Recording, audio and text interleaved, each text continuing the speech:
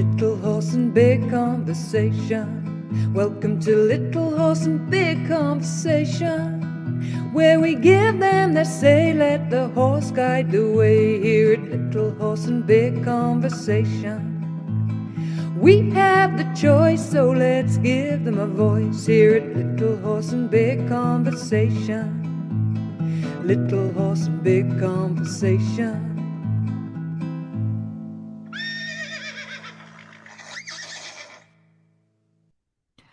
Hello and welcome to this next episode of the Little Horse Big Conversation podcast. You are back once again with myself, Amy Mitchell, and my co-host Ross Cooper.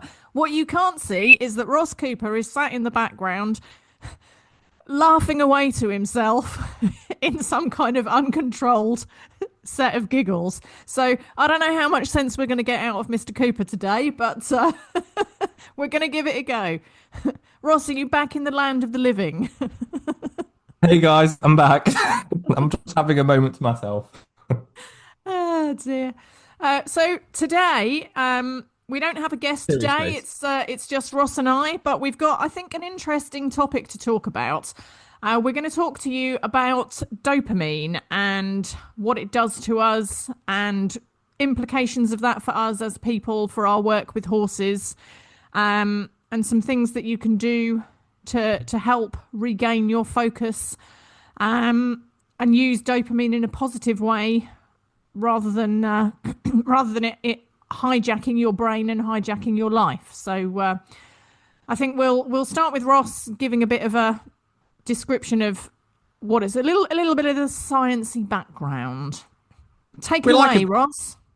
We like a bit of the science, but we're not going to overload everyone. So I thought, if we're talking about dopamine, I think so. With a topic like this, with us talking about dopamine, it's going to be useful for us to get a little bit of a grasp as to what dopamine actually is, how it works, and what the role is. Because there's no point me and Amy talking to you guys about what the effects of dopamine hijack and because not actually elaborating on what dopamine is. So for those of you who are new to this, dopamine is what's known as a catecholamine neurotransmitter, which sounds like a bit of a mouthful.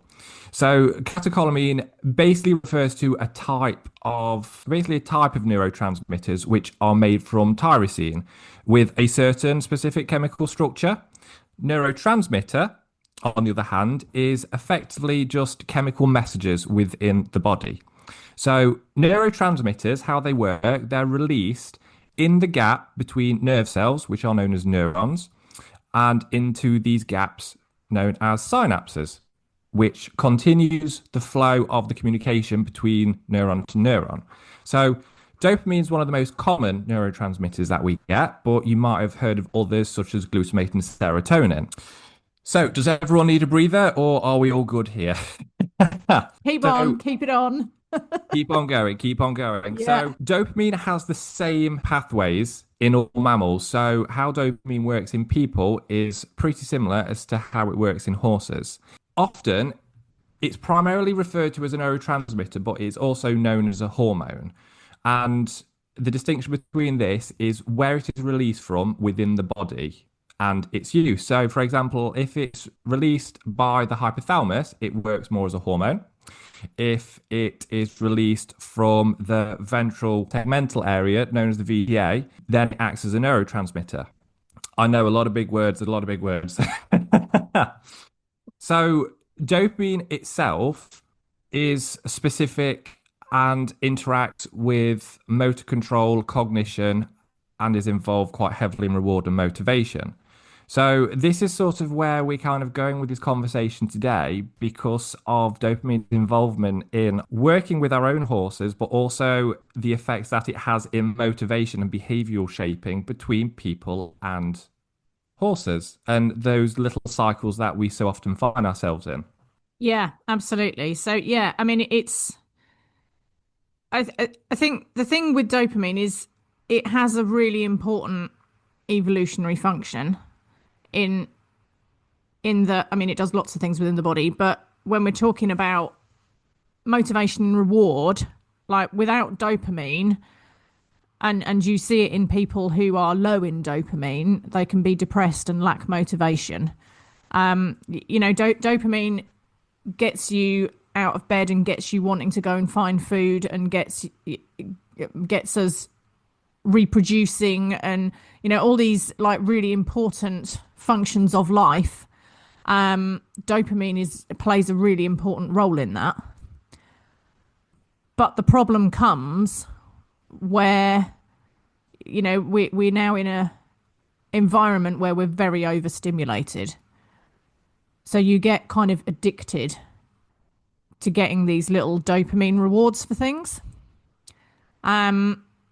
Which a lot of this comes down to the likes of social media, and watching YouTube videos and things like that. All these things that give us a little dopamine hit. And social media platforms are designed with all the the like functions and the notifying you when somebody's liked your post and the comments. All these things are designed to give you little dopamine releases that keep you on the platform. From the company's perspective, the more of your attention they have, the more ad revenue they're making. But from our perspective, it ends up with people lacking in focus, like getting really easily distracted, not able to kind of really crack on with tasks that you need to do, which are important in your life and are actually going to enable you to reach your goals and to do the things that you want to do and to be in the moment. This like constant stimulation is where it starts to cause a problem. And that's kind of, I think that's where we're at. And an interesting, like when I was doing a little bit of reading around this before we started, there was a quote that I came across that was saying excitement isn't fulfillment. I like that. And I think, I like that. I've yeah, not come across that before, but that pretty much sums up how you can feel excited, but you feel empty. It's like yeah. because And it's such a because transitory thing. Like you have to keep going back for more. It's transitory, whereas fulfillment is a very different thing. yeah, yeah, that's it. Because like as humans, we're so used to this instant gratification, high stimulating environment that we're in. And because dopamine has such a role in habit formation and addiction, it drives us to seek those bigger hits. And Yeah. the thing that then promotes this way of us functioning is we're seeking the bigger hits, but then we don't actually fully notice that lull afterwards. We kind of, maybe feel quite Yeah, good like a because come obviously down. yes, like a come down, yes. And it's, dopamine is referred to as the reward hormone because it makes you feel good about something that you do. Yeah. But when you've achieved that feeling or that hit effectively, then there's going to be that lull afterwards, and then you're going to be actively seeking it again. Yeah, absolutely. Yeah. Yeah. And herein is where the problem, I mean it's useful, but in the right doses. Like Yeah. when you're allowing it to really, I mean, goodness, how many people wake up in the morning and the first thing they do is pick up their phone and check social media? All guilty. Or you just find yourself sat scrolling on your phone and then suddenly think, I didn't even notice myself pick the phone up. Like how did that happen? And the question is as well, so we have these external influences which are effectively preying on our dopamine response, as you just said, Amy. Yeah. But there's also current lifestyle factors which are also driving us towards seeking these behaviors because they can also act as a bit of a displacement. We feeling Yeah. emotions that we don't want to feel. Oh, let's scroll. Yeah. Yeah. So, you've got that interlink between there are things that we can control in the world and the things that we can't.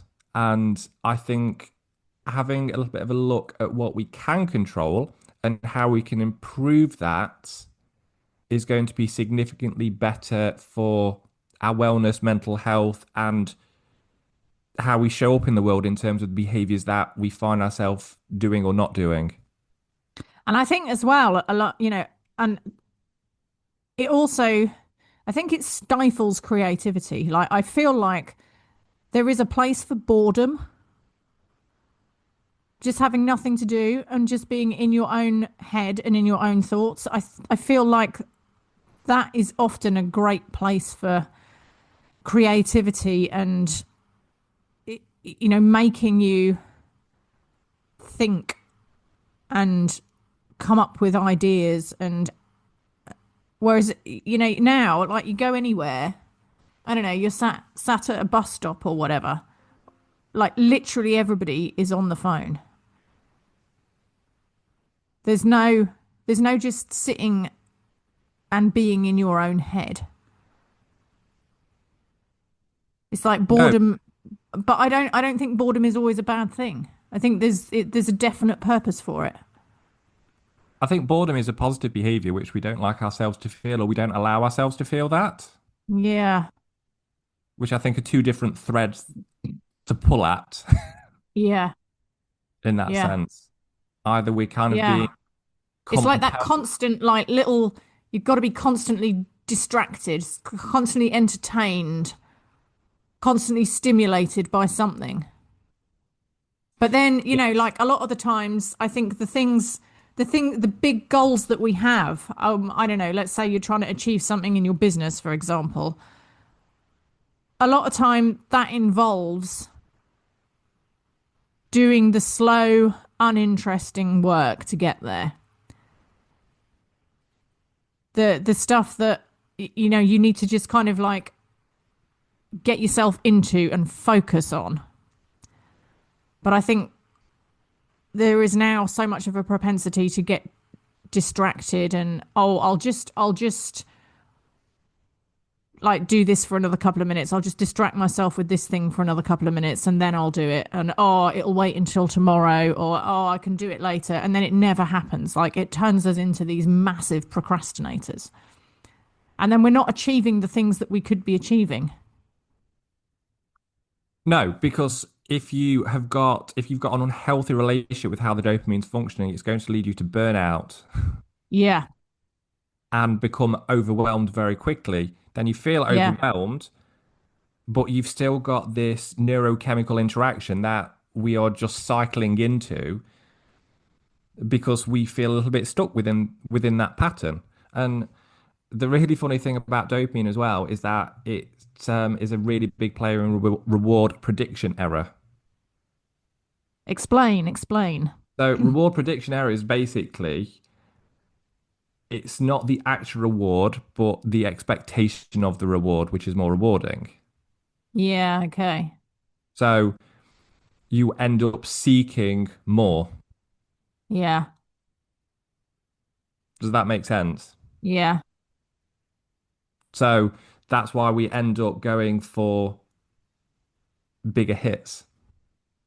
And it's the same with any sort of addiction, isn't it? Like, it starts off small, but then you need more and more in order Yeah. to feel the same level of intoxication in whatever format as And you then did you to start start with. and then you start developing all these really unhealthy behaviors that come as a result of that leveling up process of needing a little bit more, a little bit more, a little bit more. It gets more exciting, but as you said earlier, a hell of a less fulfilling. Yeah. Sorry, Yeah. I got distracted by a bullfinch out the window, which I haven't seen for a Ah, while. how lovely. It's nice. Sorry, back to subject. Ah. Yeah, it's an interesting one. And it obviously has big inflammations, implications even. Big I guess it can cause implications. inflammation too. I mean, probably. There's probably an inflammation element in there somewhere. There is from most things. Yeah, there is now. But no, it has big implications for how we are with our horses, for Hmm. sure.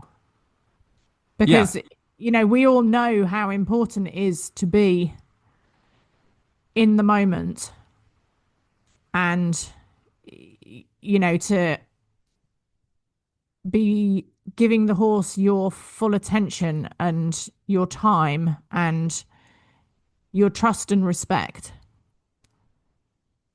But if you're like distracted through all of it and constantly, if you constantly seeking those little, and it's the FOMO thing, isn't it? Like, I can't put my phone down for an hour, or like, I'm going to be at the yard for 3 hours. I can't possibly leave my phone in the car for 3 hours because I might miss something.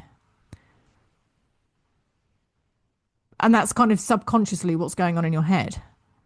But Mm. it's total, excuse my language, but it's total bullshit, really. Like, there are very few times that there is something that important that just putting your phone away for a few hours is, you're going to miss. And And it the drives the expectations. Yeah, for sure. Like, I love when you go away. Like, when I went away on holiday back end of last year, and when I go away camping and things with the dogs, like, I love just having the phone off and just really not looking at it for several days. Like, back like it used to be in the old days. For those of us that are old enough to remember life before the internet, the good old days. But just I being can able still to remember just, dial-up. and it makes you feel so good. Mm. It's so freeing. And you kind of, I feel for me, it's like you become much more connected with yourself again. Yeah, bringing it back to this. Yeah. Yeah. But you're kind of effectively, I mean, when we talk about dopamine detoxes, you can't actually detox dopamine from your body, but what you're doing is effectively resetting your reward threshold. Yes, exactly. Kind of breaking the addiction cycle. Yes, which is really hard to do for anyone that may have suffered with any kind of addiction, not just, substance, but you can have multiple addictions to multiple different um Oh yeah. I mean, multiple you can, yeah, there's multiple addictions that you can have. yeah, absolutely. But I'm just trying to think where I'm going with this now. So one of the things that you probably don't want to do is attempt to go whole cold turkey because you're going to find that really overwhelming and potentially start presenting frustration-based behaviors. Mm-hmm. We can see that in interaction with horses, frustration-based behaviors, um, in learning, in some learning situations. So I think, a really cool way to start to effectively reset is begin to include little micro habits into your daily routine Yeah. where they're small, but it's enough that you start to lower the level of dopamine that you need in order to activate that system. So you're engaging a lot more fully with yourself, with your thoughts, with the behaviors, with what you've effectively got a bit more in front of you, as opposed to being driven so much. Yeah. Yeah. Yeah. And I think like putting intent around that. So, for example, you've got a piece of work that you need to do on your computer for some reason. Um, that is important and will lead on to something like this time of year. We can talk about tax returns. I mean, oh my God, nobody wants to be doing their tax Ooh, returns, but ooh. it's one of those things like it's really important. Um, and there is definitely punishment if you don't do it. Yes, there is. Yes, there is. Ah. So being able to sit down and focus on that thing. So like switching off your phone or and putting it out of the way and just sitting down and being able to kind of focus on that thing, maybe putting a little bit of music or something on and just getting yourself like into a bit of the zone and a bit of a flow state with it but removing the opportunity to get drawn into those distractions and things. I think that can be a helpful thing. Yep, yep, And for sure. again, I also And I really feel like when you're spending time with your horses, like putting the phone away while you're doing that is really important. And then you get the bigger yes, rewards. Like you're not looking for these little micro rewards, you get the bigger rewards that you get from that ability to connect with the horse. yes. And I think one of the activities that is really beneficial, just extending a little bit on where you're going with this is, if you're engaging in something with your horses, it's something that requires effort as opposed to it being instant. Yes. And again, going back to what we were saying earlier on about we're so used to instant gratification, Mm, putting some effort in rather than seeking instant high stimulation rewards are going to be much more beneficial for you long term and obviously for your horses because yeah. horses aren't going to be giving us instant gratification in that sense because how we are presenting or what we are seeking in terms of instant gratification is an unfair expectation on them. Yeah. And it's that whole thing of you're turning up with the wrong energy again. Yeah. You're in a seeking state. Yeah. Yeah. Yeah. And I think, it's a bit of a well-worn phrase, but I think the best things, the things that are most worth having and the best achievements that you get in life are things that you've worked hard for, that you've had to put the effort in the learning in and to work on. Hmm. Those are the things that give you fulfillment Yes. Yeah. and a sense of achievement, which I feel is so much more meaningful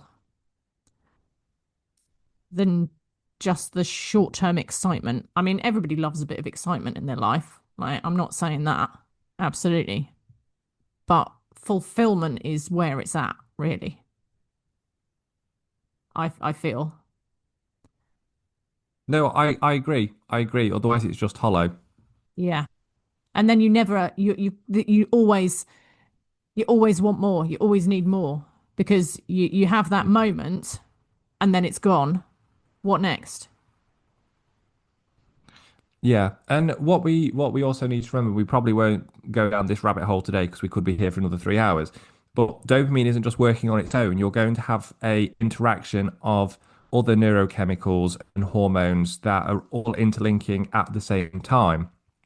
So when you do enter, as Amy's been saying, entering a place of fulfillment alongside what you're doing, you're going to be getting other chemicals that are going to be released at the same time, which are combining to make that. Mm, Whereas there are going to be different interactions with different neurochemicals and hormones when you are focusing a bit more primarily on, habit and addictive impulsive behaviors. yeah. And I don't need to list Yeah. out a load of different neurotransmitters and chemical interactions for this because we all feel it in our bodies. And that's Yeah. that's as much information as what we need to give without going into the textbook of it because we feel it and Yeah, we know the absolutely. difference. Yeah. But it's just so hard to kind of break that cycle. I mean, I know I said to you um, just before Christmas that I was doing a couple of weeks without social media. Mm, So, I mean, for me, I obviously, as everyone probably knows who listens to these, we have a love-hate relationship with social media. yeah, Um, absolutely. but it's very much what I did was I thought, okay, so a few days before Christmas Eve, I'm not gonna go on Facebook, Instagram, the socials. I'd done some Hmm. scheduled posts. That was it. And what I did was I didn't delete them, but I moved them into a different folder and switched them around on my phone so that I couldn't absentmindedly go onto my phone and my finger has already selected it. I'm already on the app before I realized. And Yeah. what I kind of tended to notice was that after a couple of days, the impulse was a hell of a lot less. But that in turn, I think, went alongside sort of daily life changes that I was trying to make at the same time. Yeah, Just do a little absolutely. bit less, just focus a little bit more on being present. So it just, you know, hijacking your own dopamine system doesn't work primarily in isolation with focusing on hijacking that system. It needs to come into effect with these little micro habits and these little lifestyle changes that you can make alongside it because that's how you're going to win. Yeah, and on that note, again in preparation for this, I was listening to an audio book about dopamine. Um, and one of the things that he recommended in there was that there are now apps. Um, there are apps that will block apps.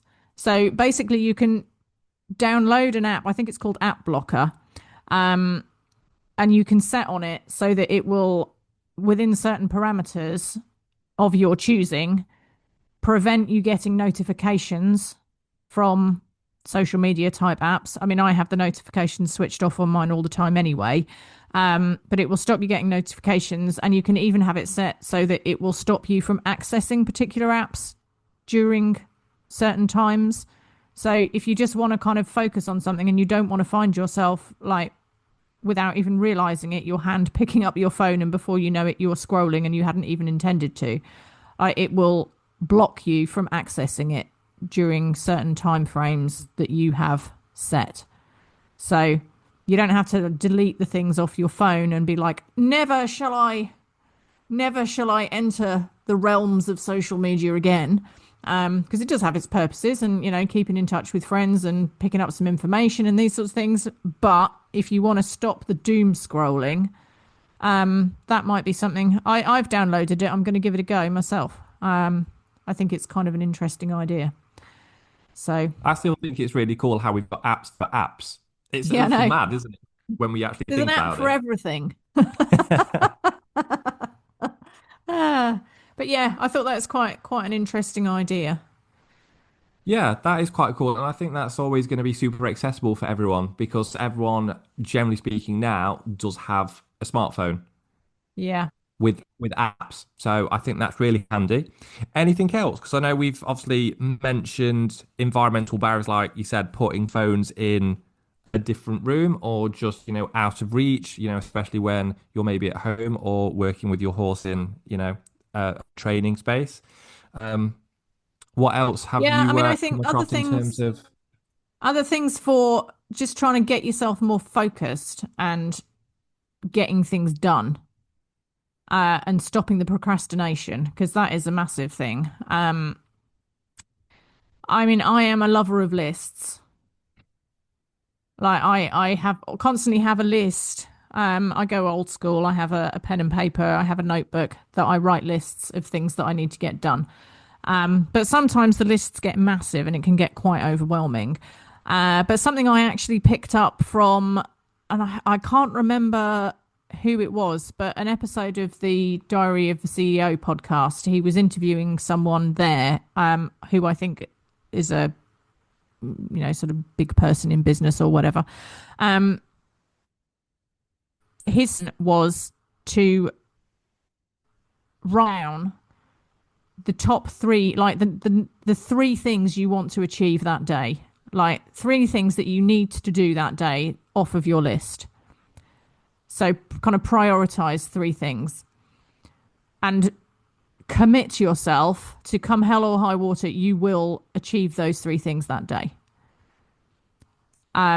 And three things is not overwhelming. Three things is not like a list of 50 things that you've got to do. And there is something really satisfying, and it like you make progress by doing this. Shit happens when you do this, and it's satisfying getting these things done.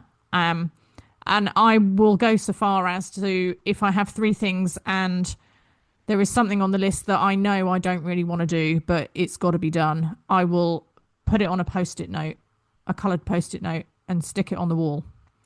And then there is something strangely satisfying about, once you've actually done it, being able to take that post-it note and screw it up and chuck it in the bin.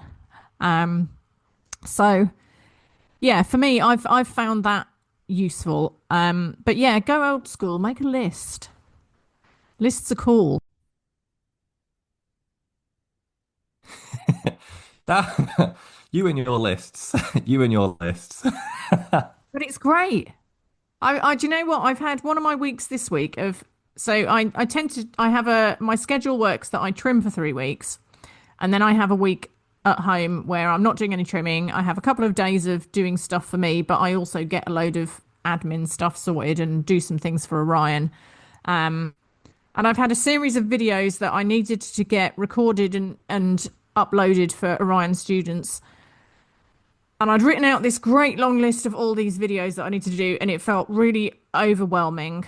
But yeah, broke it down into chunks, made myself a cup of tea, made sure I'd eaten, because when I'm hungry, there's no way I'm focusing or anything. And the last 2 days, I've just like gone through those. What a great feeling. All I've got to do now is upload them onto the website. Whereas it's so easy. Do you know what I mean? Like, to just keep putting things off. And But you're managing, sorry? you're managing your own dopamine levels there. Yes. Yeah. Yeah. No, And it's good. It's good. Yeah. and not overwhelming. No. And I've achieved something real. Hmm. Yeah, definitely. One of the things that I really like doing, and ebbs and flows, I'll be honest, but I like a no screen routine in the morning and at night. Mm. It was literally last night, so I I need to get a new phone because this one is dying a slow and painful death. And Aren't we all? I've got Oh God, that's taken a somber Sorry. turn, hasn't it? Um, quick, let's wind it back. Let's wind it back. Um, so last night, so on my screens, I've got blue light protection, Yeah. Yeah. and I try to have no screens after 9 o'clock at the Yeah. latest, and I try to do at least half an hour before I've woken up, have a bit of a morning routine or ritual, and then go into, sorting things out. But I think sometimes if you're on the road, if it's a working day, you'll sort of, and if your phone is your alarm as well, that's a sticky Mm. wicket. So Yeah. I think we Yeah. are better off with a separate alarm clock than we Yeah. That's are true. our phones. So I like a no screen routine in the morning, but last night I was having to use Tasha's iPad to Yeah. look for codes because my battery was not playing ball, and it's really interesting because my eyes are really sensitive to blue light now. So I Oh, that's couldn't, interesting.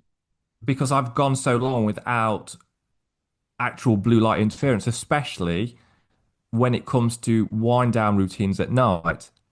Yeah, that's And Tash interesting. was like, Tash was like, "You're so precious." I was like, "No, no, no, I'm not precious. I just can't stare at your iPad screen for too long." And literally, I had to go back to my phone Yeah. because it's got protection on it because I find it really overstimulating. Yeah, that is interesting.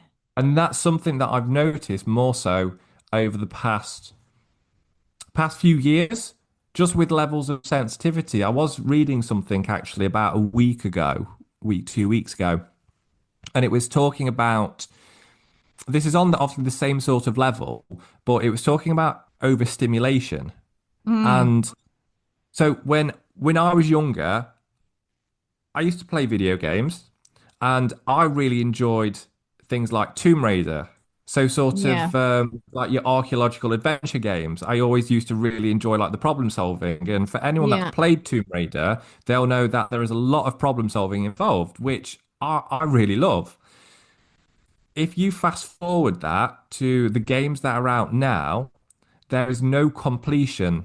There is no level one, level two, level three. Very rarely. They're more open world games. So you never actually Okay. get that finished end result of achievement. You're constantly going in what is actually a really overstimulating environment because if you look at the vibrancy and the colors Yeah. in comparison, Tomb Raider is always a little bit more gritty, a little bit more earthy in Yeah. in their Yeah. tone, in their richness. But now it's very vibrant, very overstimulating. So I know I'm going down a slightly different thread with the overstimulation side, but it's still, it does Yeah, it's all interlink. relevant. It's all relevant, Yes. isn't it? Yeah. So a big thing for me is no screen routine as much as Yeah. I can, and also exercise.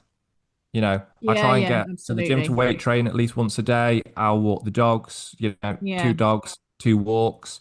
There's obviously working out with the horses, but again, it's one of Yeah. those where I think your body can get very used to your routine and repertoire with things. So sometimes we do need to mix things up to Yeah. maintain that healthy balance because, everything ebbs and flows. Yeah, But no screen absolutely. routine I've found to be a really beneficial one alongside just, varying up exercise. Yeah. Yeah, exercise, fresh air is definitely really important. Mm. Um, could I turn this conversation in a bit of a different direction? We don't usually do that. So I'm really interested now. Go for so it. we've talked about this in the past. God, it must be a few years ago now. I read Alfie Krone's book, Punished by Rewards. Which I have a copy of, which from when you recommended, and it's still in my Yeah. reading pile. Yes. So bear in mind, it was a few years ago that I read this book. So I don't want to like try and quote anything because I may have I may have twisted it in my brain. But essentially, this book has been written about humans, and how reward based setups can very often end up driving the wrong behaviors. Yes. Um, so, for example, he talks about people being given bonuses at work for certain levels of productivity or achieving certain things, and how that can stop people from working together as a team. You can end up with errors in manufacturing processes because, in order to reach certain production levels, people will like bypass certain things and so on. I'm massively oversimplifying here, but essentially that using rewards, and the same with children, like you can really drive the wrong behaviors in schools and so on from reward based systems. And I remember we were talking about it at the time in terms of how does this therefore apply with horses. And it's saying that the person is getting satisfaction from the reward and not intrinsically from the process itself. And I remember we were talking about it at the time about how this can work in terms of reward based training with horses, dogs, animals generally. And that is the animal doing it because it wants to do the activity with you and finds the activity and being with you and interacting with you rewarding, or is it because they are simply motivated by the physical reward, and I guess therefore the like you were saying earlier about the dopamine coming from expectation of receiving the reward, and it therefore not so engaged as like, how do I get the reward, how do I get the reward, as opposed to being really engaged in the actual activity itself. Yes. Yep. What are your thoughts on this? Oh, Sorry, I've I'm just just thrown wrapping. that at you out of nowhere. No, that's fine because there's a lot of words that I'm just trying to conjoin together in my mind to answer some of Into a sentence. that. That's kind of Yeah. how conversation Um, works. right. Okay. Yes. Yes. Thank you for pointing that out. Letters become words, which become sentences, which become a whole conversation. And well, depending how I structure these sentences and these next words depends whether this is going to be part of the conversation or not. um, right. Okay. So you have got a subcortical region of the brain called the Hmm. nucleus accumbens. Okay.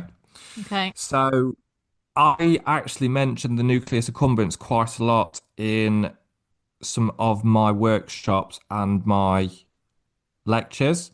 So the nucleus accumbens is it effectively drives behavior by processing rewarding or aversive stimulus. Okay. Okay. So it's known as the brain's pleasure center effectively. Yeah. And it plays a major role in reinforcing behaviors in response to predicting cues. So going back to what we were saying earlier about effectively dopamine prediction, wanting to simplify it. And it's like we've been talking about, it's heavily involved in addiction, impulsivity, and survival-based behaviors. Okay, just Hmm. is all of that Yeah, yeah, making that makes sense? sense. That makes So sense. if you just trying to think now, if you this is why you can see frustration-based behaviors Yeah. in reward-based training quite Yeah. commonly because of an Yeah. overstimulation of this area. Yeah. Yeah. So my thoughts in terms of that is, you know me, I'm down for positive reinforcement and I'm down for correctly applied negative reinforcement. It's not for me to have a bias and what is actually going to help that horse or that person out within the Yeah. context of that situation, because there are so many factors that I can't, it's not for me, as I see it, to be idealist. So Yes. some horses work great with positive reinforcement. Some horses, because of their previous experiences, either, for example, let's use starvation and resource guarding.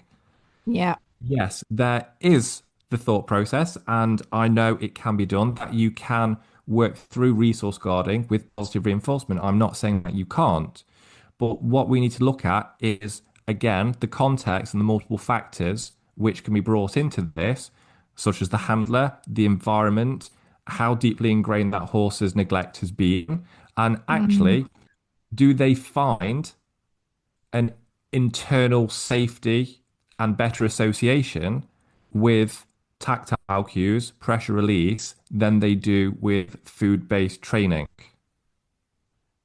So Yeah. just using that as an example, it's going to feel differently from the emotional association that that horse has, because as we've talked about before, we obviously had the conversation with Lisa Kimball in previous Yeah. episodes about how Yeah. trauma and emotion sits within the body, sits within the Yeah. fascia, Within the nervous system. Yeah. within the nervous system. So Yeah. we're looking at multiple layers of dysfunction here, or multiple Yeah. levels of association. So it's not, it's really interesting that you brought that up, because the conversation that we had a couple of years ago, now we will be looking at it with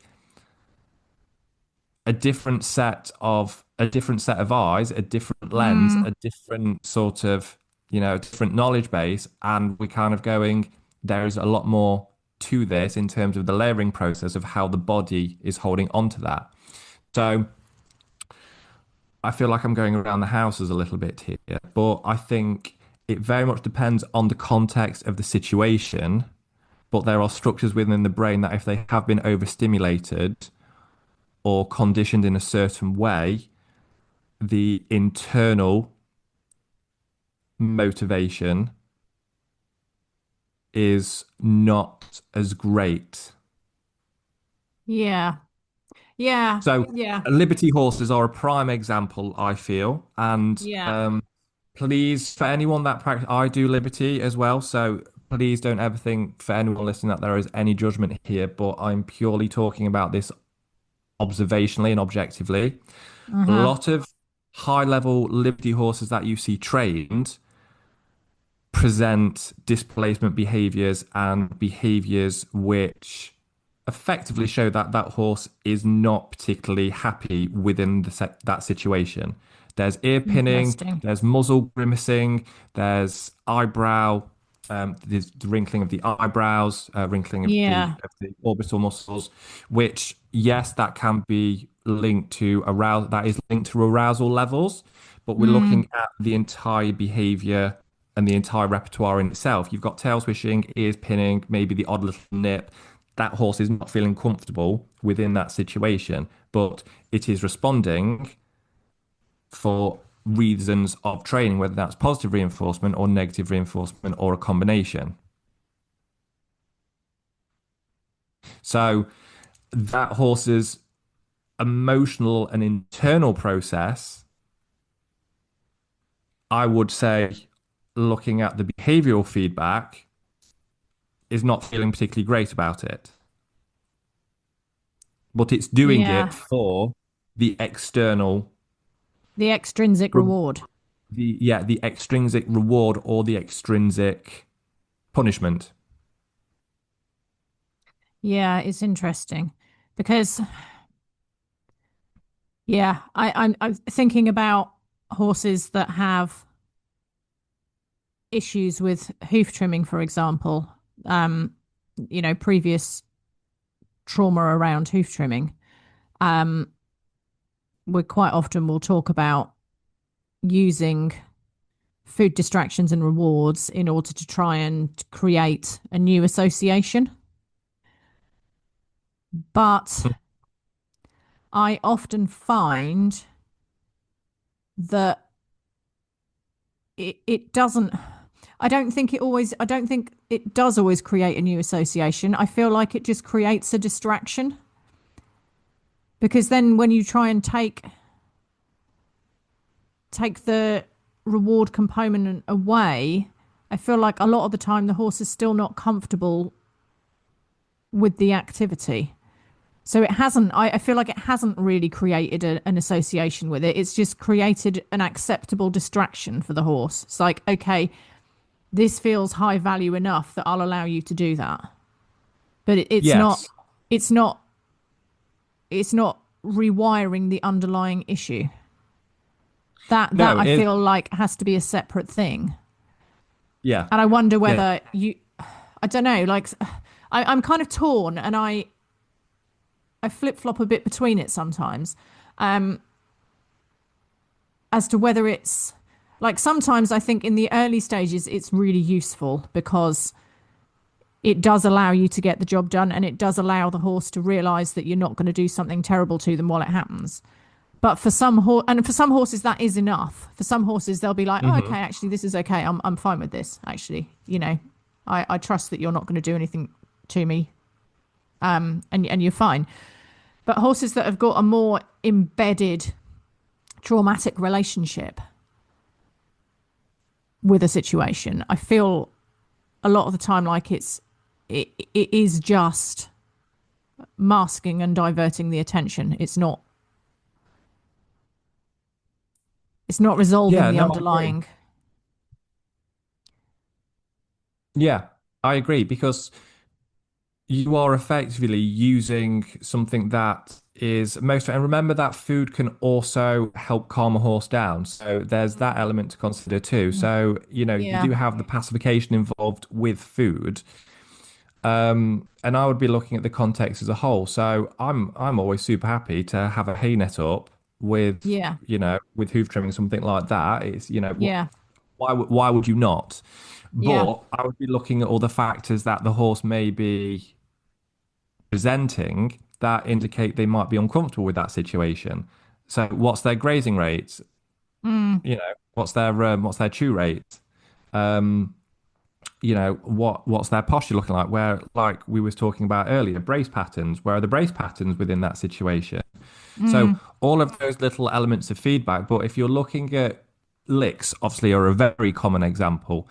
If you've got a yeah. lick, yes, you are distracting the horse and effectively overshadowing to an extent of going, here's one thing that's, okay, while you're doing something that actually maybe they're not feeling overly comfortable about. Mm, You can create an improved situation and association with that situation for sure. However, what's being done in the interim to actually help that horse's yeah. association? A lot of the time, nothing. Yeah. Yeah. And, And I think we've it said this. depends. It depends what you want as a professional out of the situation. Like, so if you look at it from a surface level, my job is to go Yes. and trim the horse's feet. Yes. So if I can go and the person can use a lick or whatever, and it allows me to trim the horse's feet, like you could say, great, that's the job done. Like the horse was okay Hmm. with it. I got the job done. My body felt okay afterwards. Like that's a result. And I'm not saying there's anything wrong with that, but for me, that's not what I want to achieve. No. I want to go and for the horse to engage with me, and Yeah. it comes back to that conversation that we've had. It's that I want the horse to feel safe in the situation because I want that horse to be able to show me what's okay for it and what isn't, and what's comfortable Yeah. for it and what isn't, and what's going on in its body, so that I can adapt what I'm doing and potentially trim slightly differently in recognizing what the horse is able to show me. Whereas if the horse has to be like, I can't cope with this unless my head is stuck in this lick, or I don't feel like I personally can do my job to the level that I really want to. No, and that's great. That's fine because that's how you want to work and you want the true feedback from the horse. Yeah. But I think even if you've got someone who is standing there with a lick for all intents and purposes, trying to help you out and make your life better, that Mm, as an overview itself doesn't allow you to work in the way that you want, but it still gives you a lot of information. yeah. Yeah. Yeah. So And it is yeah. really tricky. And I do find it as well, where you can only offer suggestions. And we spoke about this before in episode 13, which was the hoof trimming one. Mm, Then, all the different factors that you can come up against where quite often, unfortunately, the time isn't invested in that interim period between your appointments of someone either getting some external guidance and helping or putting in a little bit of work to try and help that horse feel better about that yeah. situation. Which, Yeah. even if it's steady steps, it's still going to all accumulate eventually. Yeah. But you can only make the suggestions for Yeah. that long-term gain. Yeah. But this is one of the things, and I know we spoke about this on the on a previous podcast episode, is that a lot of the time we can get horses to do things, but we miss ensuring that they feel good about what it is that we are asking Yeah. them to do or Yeah. what we're doing with them. Yeah.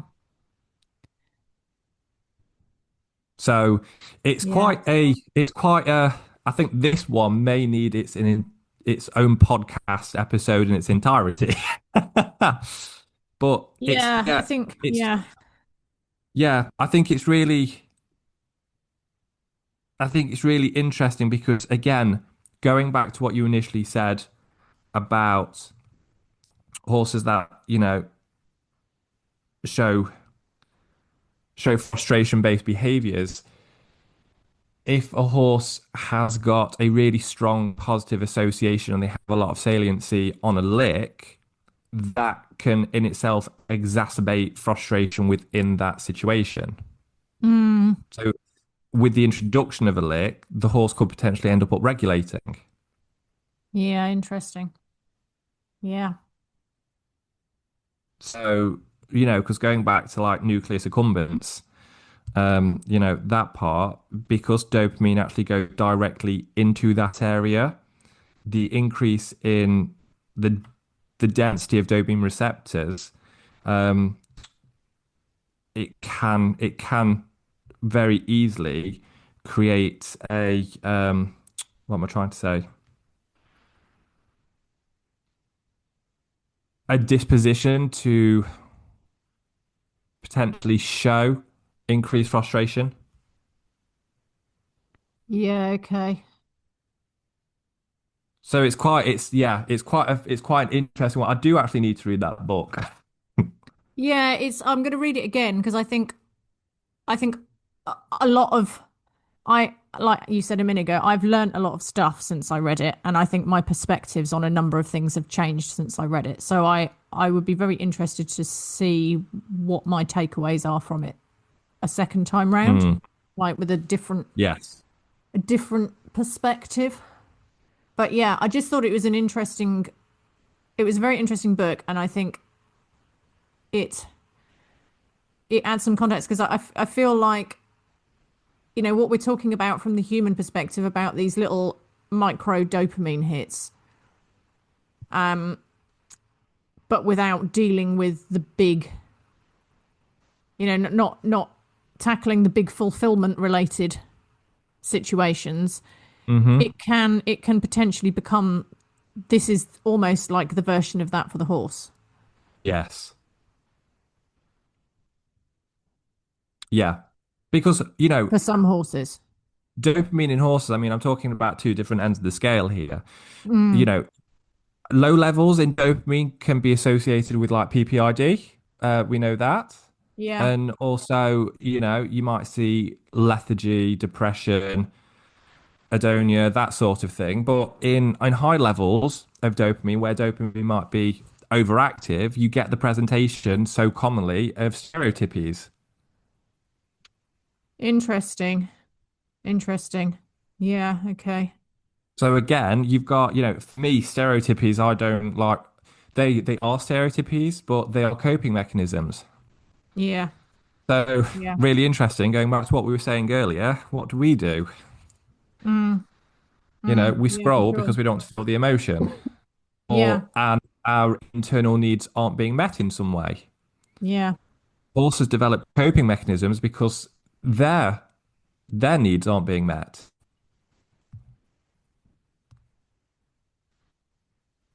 yeah. So Yeah, there's going quite a back lot to to this, isn't there? there is because going back to the nucleus accumbens, it's sort of starting to come back to me a bit now. If horses that exhibit stereotypical behaviors have shown upregulation of specific dopamine receptors in that area specifically. Right. So there's so many little sensitive Mm, nuances to all of this. But if you prevent horses from, and it's like crib collars, it's like if you prevent horses from displaying these behaviors, like applying a crib collar, you get it doesn't remove the underlying yeah, surely frustration. it's going to come out somewhere else. Yes, you get a rebound effect. Yeah, yeah, So they increase their attempt to that behavior may increase when they're able to express it. And you've got this yeah, level between, high dopamine levels in the nucleus accumbens, again, going back to this like tiny little area in the brain, and increased impulsivity. yeah, So yeah, it's, yeah, I mean, the way that this all interlinked is really, really interesting, but really sort of nuanced and complicated stuff yeah. And again, I interlinked feel together like because it's not separate. No, absolutely. And I feel like when you distill it down, a lot of it all comes back to those kind of fundamental foundational building blocks that we are always talking about of allowing the horse to express its innate needs and behaviors, setting up an appropriate environment, reducing stress, and very much the energy that you bring to the situation and your, being present and showing that concern and respect and care. Like there's nothing. It's really frustrating when you're with another person and you're trying to communicate with them and they're kind of looking at their watch and checking their phone and are clearly not listening and giving you actually the gift of attention. I feel like it that is so much the same for the horse. If you're not present and you're not giving that, like it's gonna drive that extra. So then you have to resort to extrinsic factors, Yeah. whether that be reward, punishment, whatever it is that you're using. If you can't have that internal intrinsic connection, you have to resort to those extrinsic things. Yeah. Yeah. There's so many parallels, as we've Yeah. gone through that, U-turn or Yeah. sharp Yeah. left Yeah. in that Yeah. conversation. I think you've rounded it up quite nicely in that, these chemical imbalances that we develop within ourselves, but also the chemical imbalances that we see Mm. present in our horses,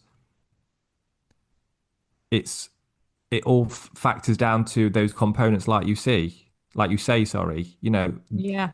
Yeah. our needs aren't being met. We're not in an environment that's suitable for us. And then we start dealing and coping, you know, Yeah. it, there's more to it than what you think. Yeah. Yeah. Well, once again, this conversation didn't end up going quite where I thought it would. But However, I really liked the curveball of going, oh crap, what part of the brain? Hold up. Zzz.